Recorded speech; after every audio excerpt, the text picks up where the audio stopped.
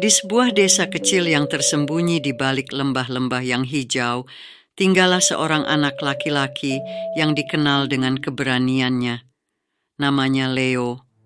Leo bukanlah anak biasa. Dia memiliki rasa ingin tahu yang tak pernah padam dan keberanian yang tak pernah luntur. Desanya yang dikelilingi oleh hutan misterius dan gunung-gunung yang menjulang adalah tempat yang penuh dengan legenda dan cerita lama. Suatu hari, saat matahari terbenam dan langit berubah menjadi jingga, Leo mendengar sebuah cerita dari kakeknya. Cerita tentang sebuah kerajaan yang hilang, di mana pohon-pohonnya berbuah permata dan sungainya mengalirkan air yang bisa membuat orang muda selamanya. Kerajaan itu, menurut legenda, tersembunyi di tempat yang tak seorang pun tahu. Leo, dengan mata yang berbinar, bertekad untuk menemukan kerajaan tersebut. Dia tahu ini akan menjadi petualangan terbesarnya. Malam itu, setelah desa tertidur, Leo mengambil ranselnya, memasukkan peta tua yang diberikan kakeknya dan menyelinap keluar rumah. Perjalanan Leo dimulai di bawah taburan bintang. Dia melewati hutan-hutan tua yang bisikan daun-daunnya seperti menyimpan rahasia. Dia menyeberangi sungai-sungai yang gemericiknya seperti lagu. Setiap langkahnya membawanya semakin dekat dengan misteri yang ingin dia pecahkan. Leo berjalan sepanjang malam dan saat fajar menyingsing, dia menemukan dirinya di tepi hutan yang belum pernah dia masuki sebelumnya. Hutan itu terkenal dengan nama hutan bisikan karena penduduk desa percaya bahwa hutan itu bisa berbicara kepada mereka yang berhati murni. Saat Leo memasuki hutan, dia merasakan sesuatu yang aneh. Udara terasa lebih segar dan suara-suara alam terdengar lebih jelas. Dia berhenti sejenak, menutup mata, dan mendengarkan. Dari kejauhan, dia mendengar suara halus yang seolah-olah memanggil namanya. Leo mengikuti suara tersebut, dan tak lama kemudian dia bertemu dengan seekor rusa dengan mata yang bersinar seperti permata. Rusa itu tidak takut padanya. Malah sebaliknya, rusa itu mendekat dan berbicara dalam bahasa yang bisa Leo mengerti. "Leo," kata rusa itu, "aku telah menunggumu. Aku adalah penjaga hutan bisikan dan aku tahu tujuanmu. Aku akan membantumu menemukan kerajaan tersembunyi, tapi ada banyak ujian yang harus kamu lalui." Leo, yang tidak pernah berbicara dengan hewan sebelumnya, merasa takjub. Dia mengangguk dan bersumpah akan menghadapi apapun ujian yang menantinya. Rusa itu memberi Leo sebuah kalung dengan liontin yang berbentuk daun. "Kalung ini akan melindungimu dari bahaya dan menunjukkan jalan yang benar," kata rusa itu. Dengan kalung baru di lehernya, Leo melanjutkan perjalanannya. Dia melewati sungai-sungai yang berkilauan, mendaki gunung-gunung yang tinggi, dan bertemu dengan makhluk-makhluk ajaib yang hanya ada dalam dongeng. Setiap hari, Leo belajar sesuatu yang baru tentang dunia di sekitarnya dan tentang dirinya sendiri. Dia belajar bahwa keberanian bukan hanya tentang menghadapi bahaya, tapi juga tentang keberanian untuk menjadi diri sendiri. Dan begitulah petualangan Leo di hutan bisikan menjadi awal dari cerita yang akan terus berlanjut, penuh dengan keajaiban, persahabatan, dan penemuan yang tak terduga. Dengan kalung daun yang berkilau di lehernya, Leo merasa lebih percaya diri. Dia tahu bahwa dia tidak sendirian dalam pencariannya. Hutan bisikan dengan semua misterinya sekarang menjadi sekutu yang berharga. Leo bertemu dengan berbagai makhluk ajaib yang tidak pernah dia bayangkan sebelumnya. Ada burung phoenix yang menyala dengan api yang tidak pernah padam, yang menawarkan Leo bulu dari sayapnya untuk membantunya dalam saat-saat sulit. Ada pula peri-peri hutan yang mengajarkan Leo cara berbicara dengan tanaman dan binatang. Setiap hari adalah petualangan baru bagi Leo. Dia belajar untuk mengikuti intuisinya dan mempercayai kalung daun yang selalu bergetar lembut ketika bahaya mendekat. Dia juga belajar bahwa keberanian bukan hanya tentang menghadapi monster, tapi juga tentang menghadapi ketakutan terdalamnya. Suatu malam ketika bulan purnama bersinar terang di langit, Leo tiba di sebuah sungai yang airnya berkilauan seperti kristal. Di sana, dia bertemu dengan naga air yang bijaksana, penjaga dari sungai tersebut. Naga itu memberi Leo sebuah teka-teki yang harus dia pecahkan sebelum dia bisa melanjutkan perjalanannya. Leo memikirkan teka-teki itu sepanjang malam. Ketika fajar menyingsing, dia akhirnya menemukan jawabannya. Naga air yang terkesan dengan kecerdasan Leo memberinya sebuah sisik yang berkilauan. Sisik ini akan membantumu menemukan jalan yang benar di saat-saat paling gelap, kata naga itu. Dengan sisik naga di tangan, Leo melanjutkan perjalanannya. Dia melewati lembah-lembah yang belum pernah dijelajahi, menemukan kota-kota yang terbuat dari awan, dan berteman dengan raksasa yang baik hati. Setiap langkah yang Leo ambil membawanya semakin dekat dengan kerajaan tersembunyi. Dia tidak tahu apa yang akan dia temukan, atau bahkan apakah kerajaan itu benar-benar ada. Tapi satu hal yang dia tahu, dia tidak akan menyerah sampai dia menemukan jawaban atas semua pertanyaannya. Leo terus berjalan, melintasi padang pasir yang luas di mana pasirnya berkilau seperti emas di bawah sinar matahari.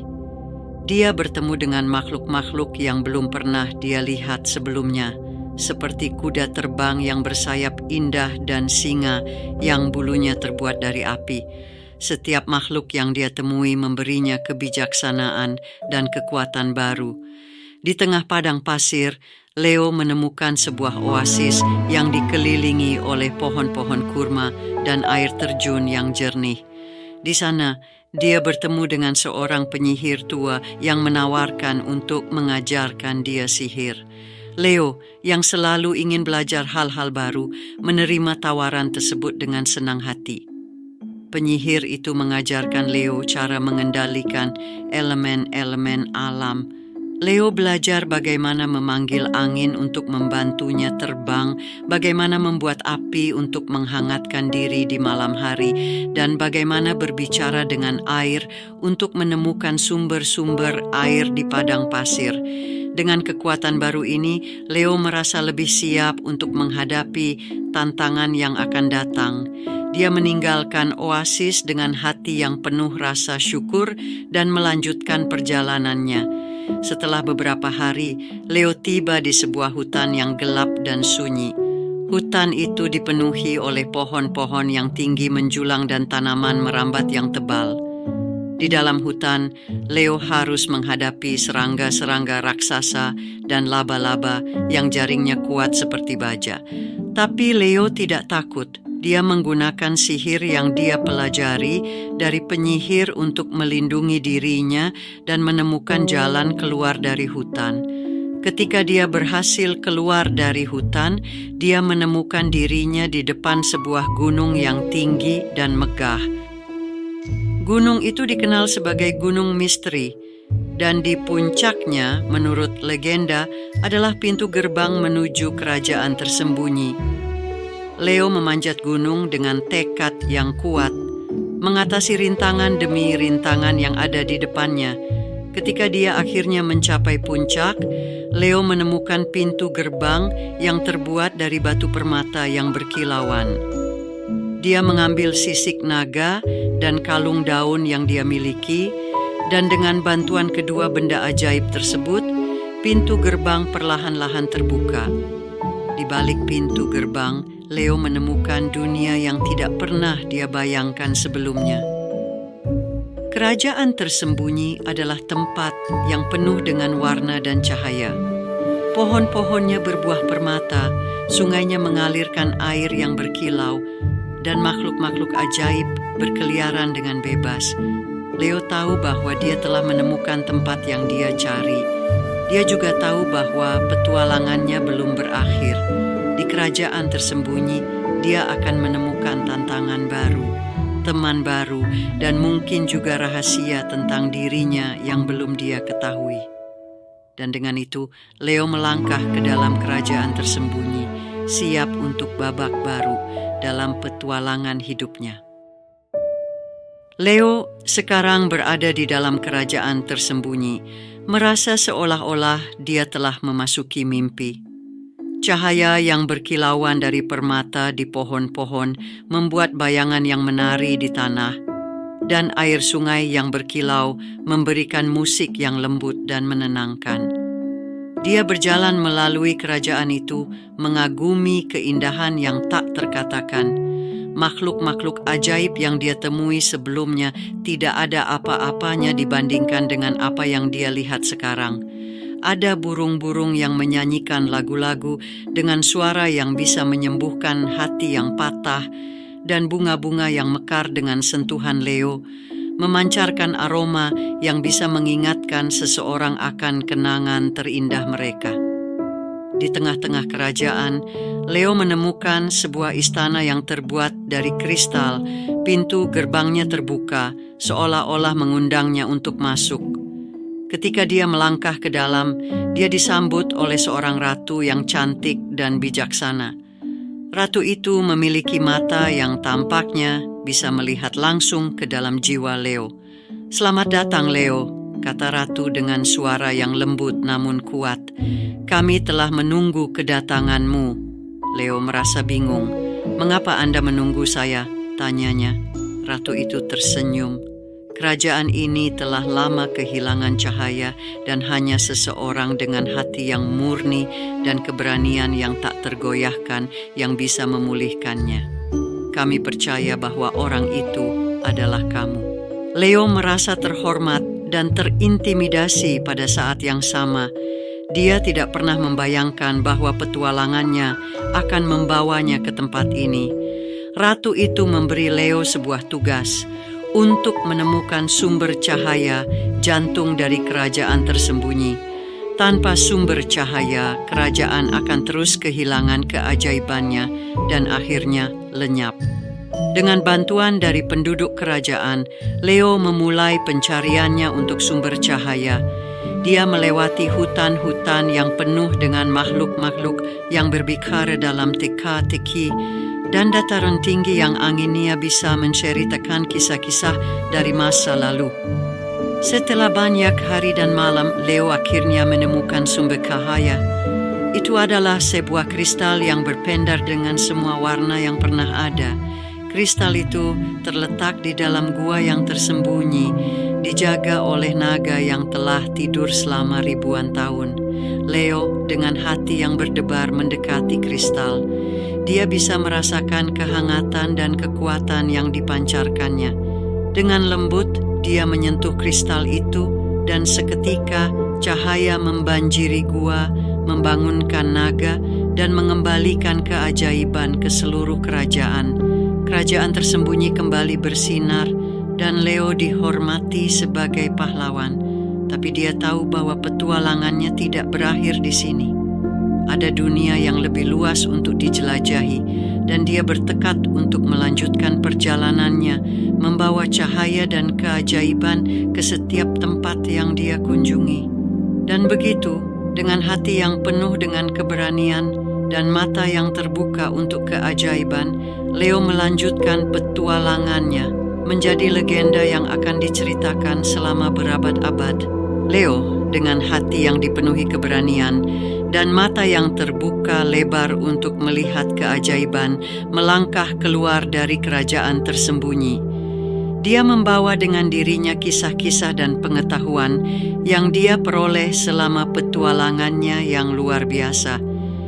Dia berkelana melintasi lautan, menemukan pulau-pulau yang belum terjamah oleh waktu. Di salah satu pulau, dia bertemu dengan suku yang belum pernah berinteraksi dengan dunia luar. Mereka memiliki kebiasaan dan sihir yang unik, dan Leo menghabiskan waktu untuk belajar dari mereka. Dia belajar bagaimana menari dengan api tanpa terbakar, dan bagaimana menyanyikan lagu-lagu yang bisa memanggil hujan. Leo juga menemukan hutan yang pohon-pohonnya tumbuh terbalik, dengan akar-akarnya menjulang ke langit. Di sana dia bertemu dengan makhluk-makhluk yang hidup terbalik berjalan di antara akar-akar pohon. Mereka mengajarkan Leo bagaimana melihat dunia dari perspektif yang berbeda dan bagaimana pentingnya untuk memahami bahwa ada banyak cara untuk melihat dan menjalani kehidupan.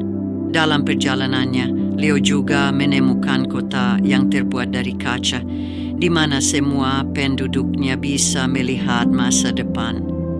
Tapi mereka juga terjebak dalam pantulan masa lalu mereka.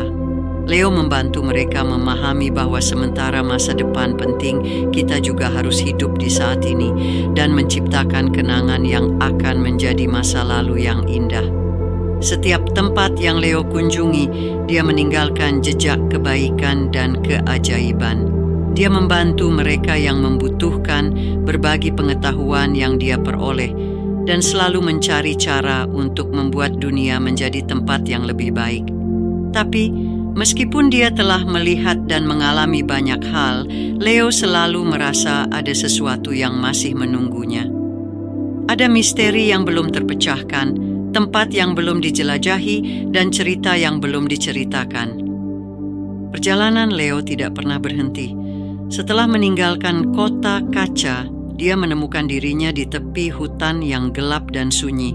Hutan itu dikenal sebagai hutan mimpi, tempat di mana batas antara mimpi dan kenyataan menjadi kabur.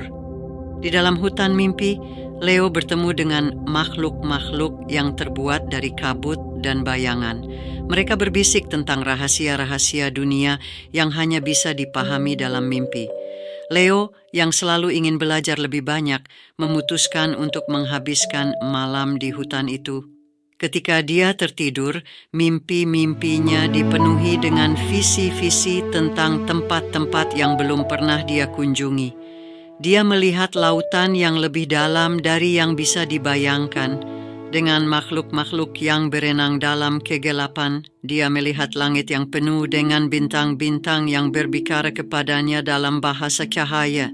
Ketika Leo terbangun, dia merasa seolah-olah dia telah melakukan perjalanan ribuan mil. Dia tahu bahwa mimpi-mimpinya bukan sekadar mimpi, tetapi petunjuk tentang petualangan yang akan datang. Dengan semangat baru, Leo meninggalkan hutan mimpi dan melanjutkan perjalanannya. Dia menemukan gunung-gunung yang terbuat dari es, di mana suhu dinginnya bisa membekukan kata-kata sebelum mereka terucap.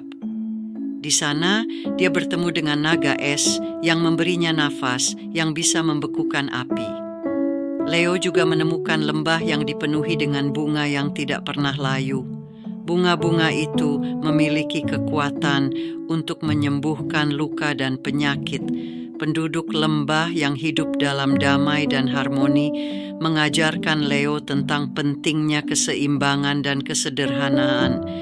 Setiap tempat yang dia kunjungi, setiap tantangan yang dia hadapi, dan setiap teman yang dia buat, semuanya menambah kekayaan cerita Leo. Dia menjadi lebih dari sekadar penjelajah. Dia menjadi penjaga cerita dan penyebar keajaiban. Dan begitu, Leo terus berjalan. Dengan setiap langkahnya adalah janji akan petualangan baru. Dia tahu bahwa selama dia terus bergerak, selama dia terus bertanya dan belajar, ceritanya akan terus berlanjut, selamanya tak terbatas dan selalu penuh dengan keajaiban. Leo terus berjalan melalui lembah yang dipenuhi bunga yang tidak pernah layu, merenungkan petualangan yang telah dia lalui. Dia bertemu dengan seorang gadis kecil yang sedang duduk di antara bunga-bunga, menangis. "Kenapa kamu menangis?" tanya Leo dengan lembut. Gadis itu mengangkat wajahnya, matanya penuh dengan air mata. "Saya kehilangan boneka kesayangan saya," jawabnya sambil terisak. "Jangan khawatir, aku akan membantumu menemukannya," kata Leo, dan bersama-sama mereka mulai mencari boneka tersebut. Setelah beberapa saat mencari, mereka menemukan boneka itu terjepit di antara dua batu. Gadis kecil itu berseri-seri dan memeluk boneka itu erat. "Terima kasih, kamu telah menjadi pahlawan kecilku," katanya sambil tersenyum. Leo tersenyum kembali. Tidak ada yang terlalu kecil untuk diperhatikan, katanya. Setiap masalah memiliki solusinya. Mereka berdua duduk dan berbicara tentang banyak hal, berbagi cerita dan tawa. Gadis kecil itu bernama Lila menceritakan tentang desanya yang terletak di ujung lembah, di mana semua orang hidup dalam damai dan harmoni. Leo merasa tertarik dan memutuskan untuk mengunjungi desa tersebut. Ketika dia tiba, penduduk desa menyambutnya dengan hangat. Mereka mengadakan pesta untuk merayakan kedatangannya, dan Leo merasa seperti bagian dari keluarga besar. Di desa itu, Leo bertemu dengan seorang penjelajah tua yang telah melihat banyak keajaiban dunia. Mereka duduk di depan api unggun, berbagi kisah petualangan mereka. "Kamu tahu," kata penjelajah itu, "ada sebuah hutan ajaib di sebelah timur sini. Mereka bilang hutan itu bisa mengabulkan satu keinginan bagi mereka yang berani memasukinya." Leo merasa tertarik. "Keinginan ya?" gumamnya. "Mungkin itu bisa menjadi petualangan selanjutnya." Malam itu, Leo memutuskan untuk mencari hutan keinginan. Dia berjanji kepada penduduk desa bahwa dia akan kembali dengan cerita-cerita baru untuk dibagikan. Dan begitu, dengan langkah yang ringan dan hati yang penuh harapan, Leo memulai perjalanan barunya menuju hutan keinginan, tempat di mana mimpi bisa menjadi kenyataan. Leo memulai perjalanannya menuju hutan keinginan dengan semangat yang tinggi. Dia berjalan melalui padang rumput yang luas, di mana bunga-bunga liar tumbuh bebas dan angin berbisik dengan lembut. Setelah beberapa hari, dia tiba di tepi hutan yang tampaknya berbeda dari semua hutan yang pernah dia lihat sebelumnya. Pohon-pohonnya tinggi menjulang, daun-daunnya berwarna-warni seperti pelangi, dan ada semacam keharmonisan yang bisa dia rasakan di udara. Leo mengambil napas dalam-dalam dan melangkah masuk ke dalam hutan. Tidak lama setelah memasuki hutan, Leo bertemu dengan seekor rubah yang bulunya berkilauan seperti emas. Rubah itu duduk dengan tenang, matanya memandang Leo dengan rasa ingin tahu. "Halo pengembara," sapa rubah itu. "Apa keinginanmu?" Leo terkejut mendengar rubah itu berbicara, tapi dia menjawab, "Saya ingin menemukan tempat di mana saya bisa menjadi penjaga cerita dan keajaiban." Rubah itu tersenyum. "Keinginan yang mulia," katanya, "tapi ingat, menjadi penjaga cerita bukan hanya tentang mengumpulkan cerita, tapi juga tentang membagikannya dengan dunia." Leo mengangguk memahami maksud rubah itu. "Saya akan ingat itu," janjinya. Rubah itu kemudian memberi Leo sebuah petunjuk. "Teruslah berjalan ke arah matahari terbenam, dan kamu akan menemukan apa yang kamu cari." Leo mengucapkan terima kasih dan melanjutkan perjalanannya, mengikuti arah yang diberikan rubah. Dia melewati sungai yang airnya jernih seperti kristal, mendaki bukit yang ditumbuhi bunga edelweiss, dan melintasi jembatan yang terbuat dari akar pohon yang saling terjalin. Akhirnya, ketika matahari mulai tenggelam, Leo menemukan sebuah lembah yang indah. Di tengah lembah itu ada sebuah perpustakaan besar yang terbuat dari kayu dan batu, dengan jendela-jendela yang terbuka lebar, membiarkan cahaya masuk. Leo memasuki perpustakaan itu dan seketika terpesona oleh keindahan dan ketenangan tempat tersebut. Rak-rak buku yang tinggi menjulang penuh dengan buku-buku dari lantai hingga langit-langit, dan tangga-tangga kayu meliuk-liuk di antara mereka, mengundang siapa saja untuk menjelajahi dunia pengetahuan yang tak terbatas. Di tengah perpustakaan, seorang pustakawan tua dengan rambut yang seputih salju dan mata yang cerdas menyambutnya. "Selamat datang di perpustakaan penjaga cerita," ucap pustakawan itu dengan suara yang hangat. "Apakah ini tempat di mana saya bisa menjadi penjaga cerita?" Tanya Leo dengan penuh harap. Pustakawan itu mengangguk. Ya, ini adalah tempat bagi mereka yang mencari untuk membagikan dan memelihara cerita-cerita dunia. Setiap buku di sini adalah sebuah cerita yang telah disimpan untuk generasi mendatang. Leo merasa dia telah menemukan tujuannya. Saya ingin belajar dan berbagi cerita-cerita ini, katanya. Baiklah, kata pustakawan itu. Tapi ingat, setiap cerita yang kamu bagikan harus kamu alami sendiri. Hanya dengan begitu cerita itu akan hidup dan bernafas.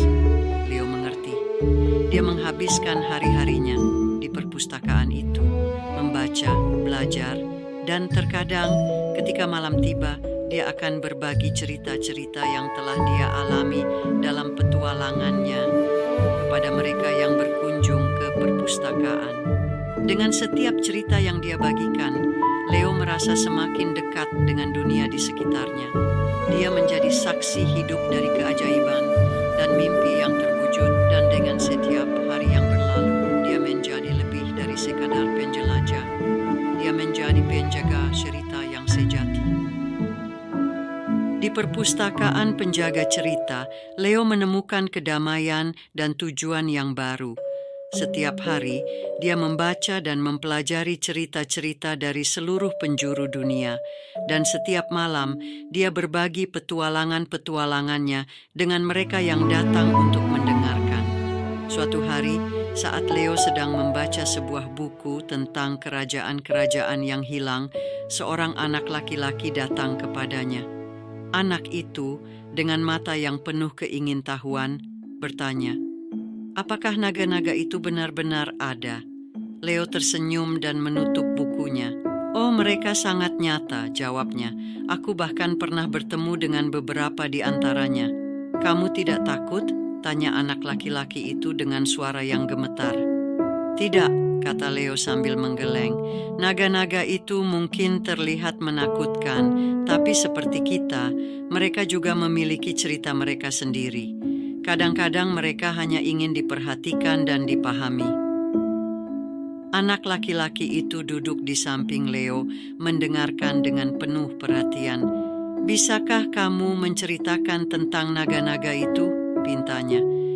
Leo membuka bukunya lagi dan mulai menceritakan tentang naga-naga yang dia temui dalam petualangannya. Dia berbicara tentang naga air yang bijaksana, naga es yang dingin, dan naga api yang bersemangat. Dengan setiap kata yang dia ucapkan, mata anak laki-laki itu semakin berbinar. Ketika cerita berakhir, anak laki-laki itu berdiri dan memberi Leo sebuah senyum besar. "Suatu hari aku juga ingin menjadi penjelajah seperti kamu," katanya dengan penuh semangat. Leo mengangkat buku yang dia baca. "Dan kamu akan menjadi penjelajah yang hebat," katanya. "Setiap buku di sini adalah sebuah pintu ke petualangan baru. Kamu hanya perlu membuka dan memulai perjalananmu." Anak laki-laki itu mengangguk dan berlari kembali ke rak buku, mencari buku petualangan pertamanya.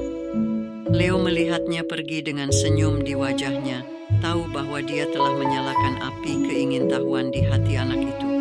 Dan begitu, hari demi hari, Leo terus menjadi penjaga cerita. Dia tidak hanya menjaga buku-buku itu, tapi juga mimpi dan harapan mereka yang datang ke perpustakaan. Dan meskipun dia tidak lagi berkelana jauh, petualangan Leo terus berlanjut dalam cerita-cerita yang dia bagikan, memastikan bahwa keajaiban itu tidak pernah hilang dari dunia.